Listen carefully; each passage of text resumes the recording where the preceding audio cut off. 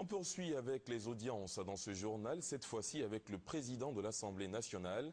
Guillaume Soro a accordé 2 audiences aujourd'hui. La première à un émissaire de son homologue malien et la seconde au premier conseiller de l'ambassade de France en Côte d'Ivoire. Le compte-rendu est signé Hugues Webley. Reçu en premier par le président de l'Assemblée nationale, Guillaume Soro, l'émissaire du président du Parlement malien. Il était porteur d'un message pour cette audience que lui a accordé le président de l'Assemblée nationale de Côte d'Ivoire, Moustapha Diko, le parlementaire malien, était accompagné d'un conseiller d'ambassade du Mali en Côte d'Ivoire.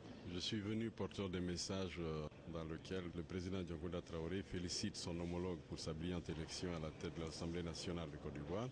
Par la même occasion, des félicitations de l'ensemble des parlementaires maliens à leurs homologues ivoiriens et du peuple malien tout entier au peuple de Côte d'Ivoire pour lui dire que les relations d'amitié et de fraternité qui existent si heureusement entre nos deux peuples sont des relations qu'ils se feront fort de conforter, vont conjuguer leurs efforts pour que ces relations-là aillent de l'avant et que notre sous-région tout entière se développe dans la paix, dans la sécurité, dans l'amitié et la fraternité.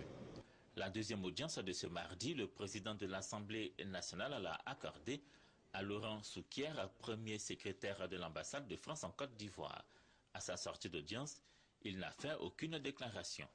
Annoncer une probable visite du président de l'Assemblée nationale au Parlement français et une invitation fort probable du président de l'Assemblée nationale française, Bernard Accoyer, à participer à la première législature d'après-crise du Parlement.